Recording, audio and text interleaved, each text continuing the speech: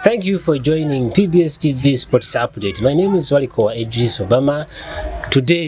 Tonight, I'm here to bring the inspiring journey. Eyomwana Mulenzi Ssemugabi Jude. Ono bwenjogerako is a top scholar from Masaza, Abamulabe Singo, top scholar owa Kitala. Ate y'omugolo machine gwe tulina ku national team. Ate nga ye Lion owa Yamus FC from South Sudan. Jude nkwaniriza ssebo. Esooka obuze kuba tulaba tutandikirawo. Batulaba ku PBS TV. Ndi musanyufu okubeera wamu nammwe olunaku olwaleero. Ndi musanyufu ssebo okundeetako wano. Amen. Essebo. Jude, omulabi waffe ayinza okubuuza, who is Jude Ssemugabi? Baagala okumanya Jude yaani, avaawa, abeera ludda wa?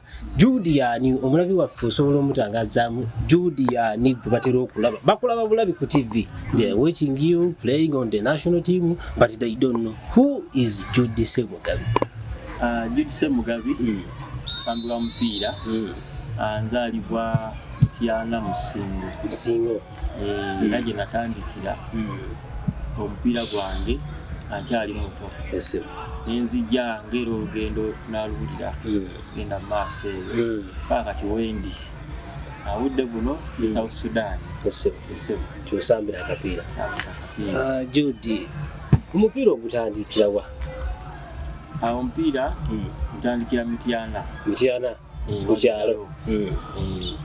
Nagutandikira wansi w'omutendesi Kiza.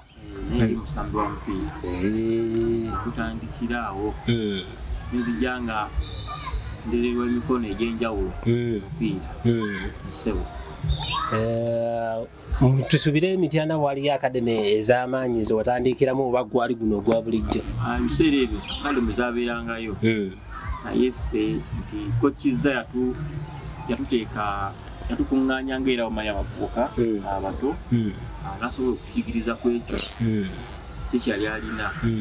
So oluvannyuma ate era nenkwatibwamu Coach Martin Kawooya naye najja nga atubbulula mpola. Era emikono egy'enjawulo nipitako mujjamukulu wange Alani Kabonge naye era Mityana asinnaba kugenda Ntebe. Omupiira guno kati otandika otya ogukuba ne gutandika okulabika nti kuvaayo? Wagutandikira mu ssomero oba wajoyiningirawo kirabu? Omupiira ogukuba okuvaayo bulungi nagutandikira Kiboga. Era eyo gye neesibako ennyo nti omupiira gye gwakola ki? Gye gwatandikira? Gwa buli kimu kyonna waaka yasinga yali eyo. Yava Kiboga? Eyo ne wasigadde bali just kutoozaako naye eno waliyo omusingi gw'amaanyi ekibuga. So wayingira secondary Kiboga Progressive. Njibulira eyo yali equalifyinga nnyo mu Coca-Cola. Madam Secretary akyaliyo? Madam Secretary gyali era y'omu ku bamenta abakwatako paka nakati. Paka n'olwaleero. Era obudde bwonna kukubira n'akubuuza Jude oli kuki nga goolo sinuulya wezinywa. So natandikira Kiboga Progressive wansi w'omutendesi Coach Gundo ne Coach Eddie. Siyo gwe nawuliranga bayita Kapi Eddie. So emikono gye nayitamu Ekiboga eyo era waaka yali mungi nnyo. So oluva Ekiboga omaliriza senior 6 ojoining Amasaza? Maliriza senior 6 2017 najoyiningire Saza. Nasooka nenkubwayo season yasooka netatambula bulungi. 2018 then era tusiri ku Saza nasambira omupiira ogwali omunyuvu ennyo. So Kitala we yakulabira? Musingo timu yasobola okunsaininga Super League yali Mbalala City. Yes, right, yeah, Mbalala City. Nasookera nasainingira contract yange yasooka. Noveyo then Kitala nekulaba emyaka 5. So nenjoyininga Kitala. Mu mupiira guno oyogedde olugendo luwanvu watandikira mu kyalo Mityana you join Kibuga Progressive nojanga okula no joininga essaza uyo ogenze ku Mbalala City ovudde ku Mbalala City joininze Kitala FC Judy kikumikiza okuba nti gwe oli consistency nti at least osobola okuba nti obadde okuba nze omu kubakakasa nti olina abasambi bangi bw'oli osambiyeko nabo naye ng'olwalira at least wasitaaninga n'olemerako kikuvudde okuba nti at least Judy olwali tusobola okwogerako omwana ali eyo olwalira asamba omupiira ayinza okulabirako n'agamba nange njagala mbeere nga Ssemugabi Judy mbeere nga ndi nga ye kikufudde ekyokuba nti at least olina wootuuse Tenina soko okwogera nti isoko ekinkuumidde waggulu ne baga Katonda era gwe musingi gw'otambulirako so oyinza okuba nga yankuumidde waggulu n'ekirala nti ndi musajja mukozi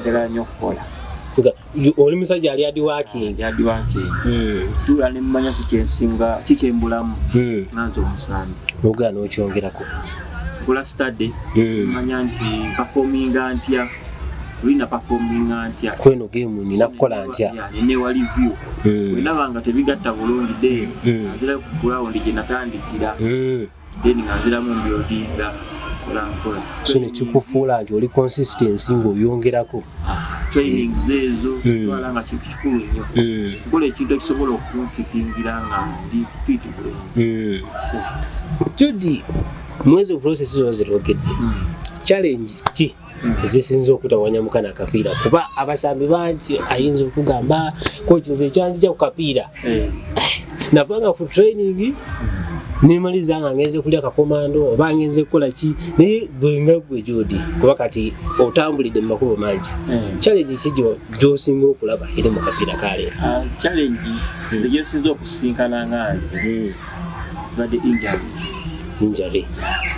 injuries zizza nnyo omusambi mabega nnyo naddala ku basambi baffe wano abamu Africa wano nti treatment tulwawo zifuna mu budde injuries ezo zizze zisumbuwa naye tukekiseera nga ndi prone to injuries so the challenge esobola okwongerako esinza okunchallenge nti natulokako ekiseera ne ntuula okumala emyezi egiwera nga tusamba kapiira naye tukekiseera nga bivudde nako ngamba pia bukoze eki buganye so challenge eginakaswenga okusinkana ya injury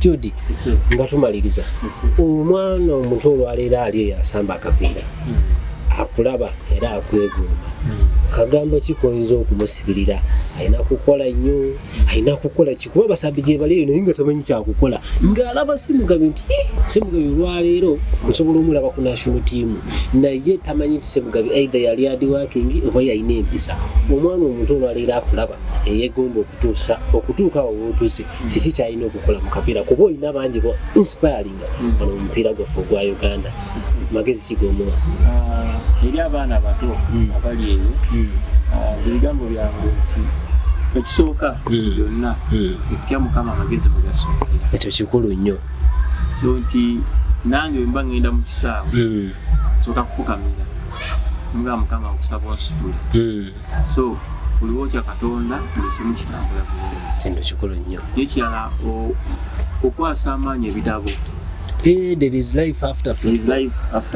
Abasambi ayinza okugamba for me I have a talent so sijja kubattling about talent yokka sobola kutwala wala era weyinza okuteeka naye n'ebitabo birina biyinza connection nekusanga so olina okubeera nga prepared life after football ekyo okubeera hard working okukola ennyo tulaba wano waliwo embiranya wakati wa Messi ne Ronaldo bagamba Messi ali talent Ronaldo ali hard working naye si bo bateeka ku page kitegeeza hard working pays so kola kikulu ewaka ekisaawe kiba kikulu okukola n'ekirala okubeera abawulize abantu abasinga tebaagala kuwulira agala kumugambako Judy akasembayo tumirako ku bantu osinga okwagala olwaleero abakulaba n'abawagizi bo nabo batumire kuba bakwagala nnyo waliwo abagamba twagala Ssemugabi so batumireko abalabi ba PBS TV Beebaza olw'obudde